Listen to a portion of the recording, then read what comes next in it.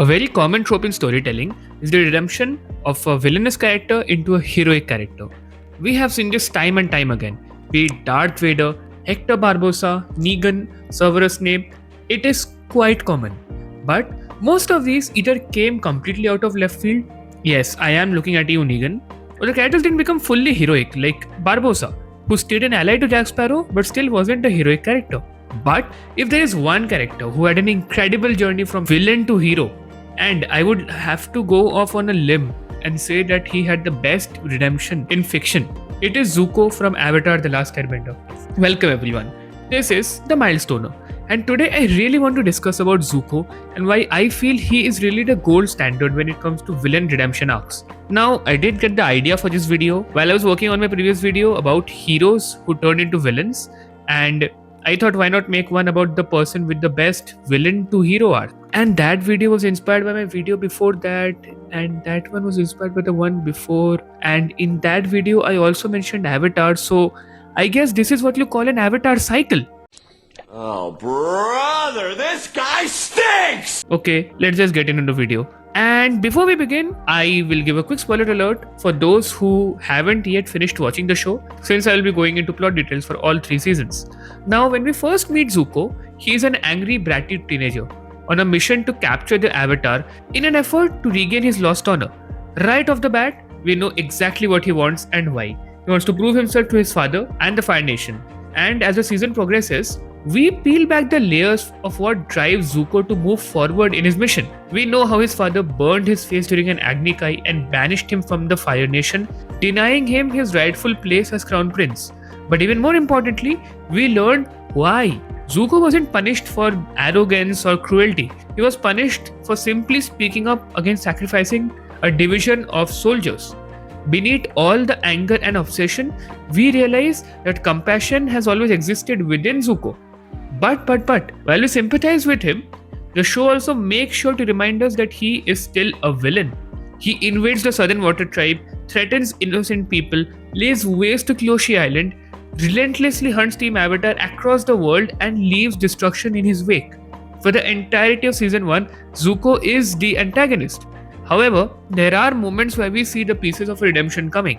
Him being the blue spirit risking everything to save Aang from General Zhao, his refusal to harm innocent civilians despite countless opportunities, and his growing rivalry with the far more ruthless Zhao all hint that Zuko isn't beyond saving. One of my favorite moments from Season 1 comes after Zuko rescues Aang. Aang asks him whether they could have been friends under different circumstances, and Zuko hesitates. He does not answer. Because just for that brief moment, the walls he has built around himself begin to crack. And then in the finale, even though he does get his hands on the Avatar, he abandons that particular quest to face off against the vicious Zhao. And this is where I have to talk about the one person who has been there from the beginning and has been the most important character for Zuko's story. The cabbage seller. My cabbages! My cabbages! Ah, my cabbages! My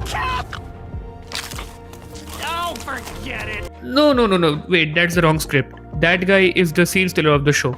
But the person I'm talking about is Uncle Iroh. Since the very beginning of the show, Uncle Iroh has been a constant presence in Zuko's life. A voice of reason.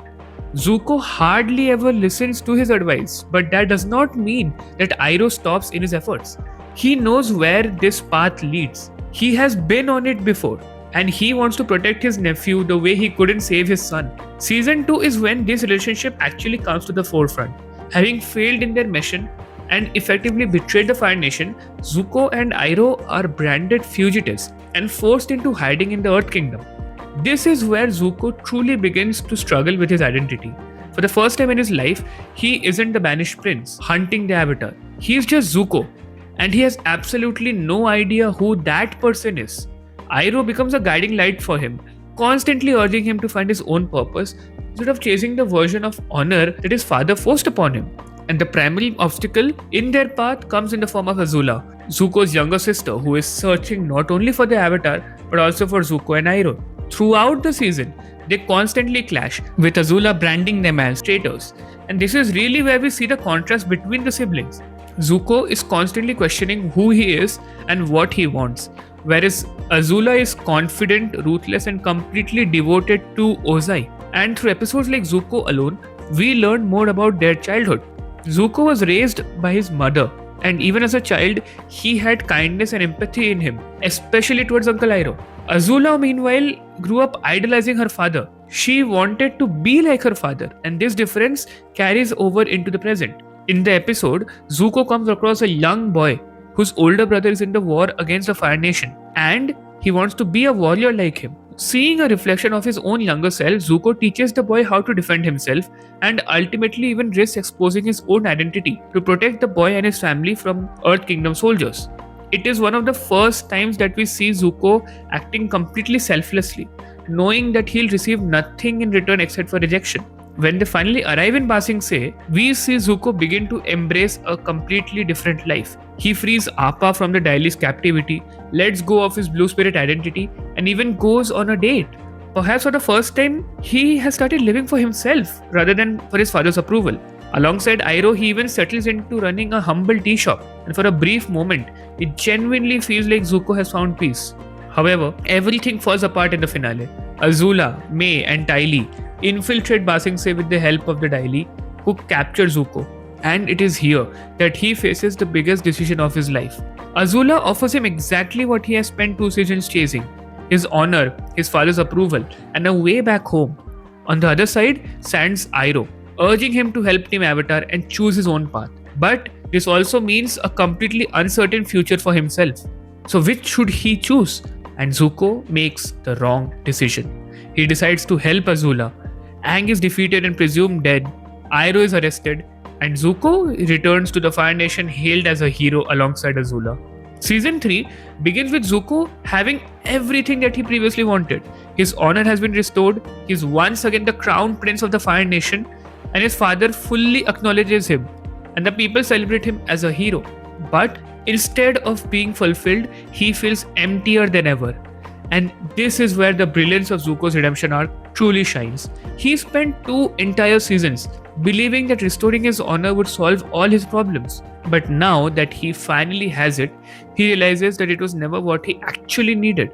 Zuko isn't just struggling with guilt over betraying Iroh, the one person who loved him unconditionally. He has begun to understand that the version of honor he spent his entire life chasing was never truly his own. It was his father's. And for the first time, he starts asking himself the question that has been at the heart of his journey all along. Who am I, if not the banished prince trying to capture the Avatar? I'm angry at myself! Because I'm confused. Because I'm not sure I know the difference between right and wrong anymore. Along the way, Zuko also learns that he is descended not only from Fire Lord Sozin, but also from Avatar Roku through his mother's side. His destiny isn't simply tied to the Fire Nation, it is tied to restoring balance to the world itself. And it is during the Day of the Black Sun that Zuko finally makes his ultimate choice. He confronts his father, Fire Lord Ozai, head on. He lays bare all of the suffering he has gone through at Ozai's hands and proclaims that he is going to join the Avatar. Then comes the moment which truly cements the pinnacle of Zuko's arc.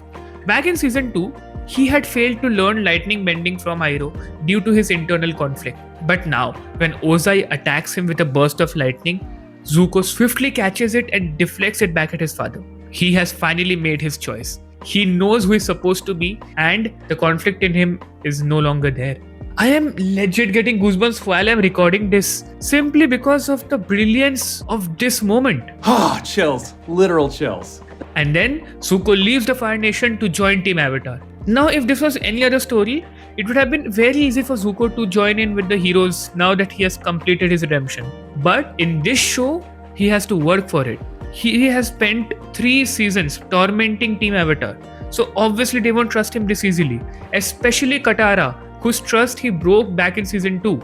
But he understands this and he works to earn their trust. He teaches Aang firebending, connecting to his own past and history in the process and learning the true meaning of being a firebender. He helps Sokka rescue his father and other prisoners from the Fire Nation, also turning May and Ty Lee against Azula in the process. And finally, he helps Katara seek out revenge against the man who killed her mother, giving her much needed closure. And Toph, well, everyone else went on a life-changing field trip with Zuko. Now it's my turn. she just wants to go out on a trip with him. Redemption isn't just given to Zuko. He earns it and is accepted into Team Avatar. And soon enough, he meets back with Uncle Iroh and apologizes to him for the years of rejection. He accepts him as more of a father figure than Ozai ever was, and the two repair their bond. It is one of my favorite moments in the show. Now, the final part in Zuko's redemption comes during the 4th part finale. He has now stood up to his father, mended his relation with Iroh, and joined the heroes. And in the end, he faces off against the one person who has always been the devil on his shoulder, and he still has matters to deal with, Azula. They face off in an Agni Kai, and we see that Azula, by this point in the story, has completely had a psychotic breakdown. Katara joins the fight to help Zuko, and this is when his defining moment arrives. Azula shoots lightning at Katara, and Zuko leaps in the way to protect her. And this, I believe, was the final step in his journey. Zuko had always fought his way through everything in life, but here he decides not to choose violence, but to protect someone. He puts his own life on the line to save Katara. This was effectively the culmination of his arc, and we see who Zuko is now as a person. Katara then ultimately defeats Azula before healing Zuko. In the aftermath, Zuko is crowned Fire Lord, and he promises to restore peace and use his position to help the world heal, making the Fire Nation better and partnering up with Aang in rebuilding the world. Zuko was always a troubled young boy, abused by his father and banished from his own home. He believed that capturing the Avatar and earning Ozai's approval would finally restore his honor. But through the series, he slowly realizes that honor was never something his father could give him. It was something he had to define for himself. In season 1, he chases honor. Season 2, he questions his identity. And then in season 3, he finally finds his purpose. Every triumph, every setback, and every mistake gradually shapes Zuko into the man he eventually becomes. And that's why, in my opinion, Zuko has the greatest redemption arc in fiction. But do tell me your thoughts on this. Do you agree or disagree with my take? What do you think of Zuko and his story? And if you believe there is some other character who has a better redemption journey compared to Zuko? Also, if you enjoyed this video and want more such content, do like, share, subscribe, and I'll see you in the next one.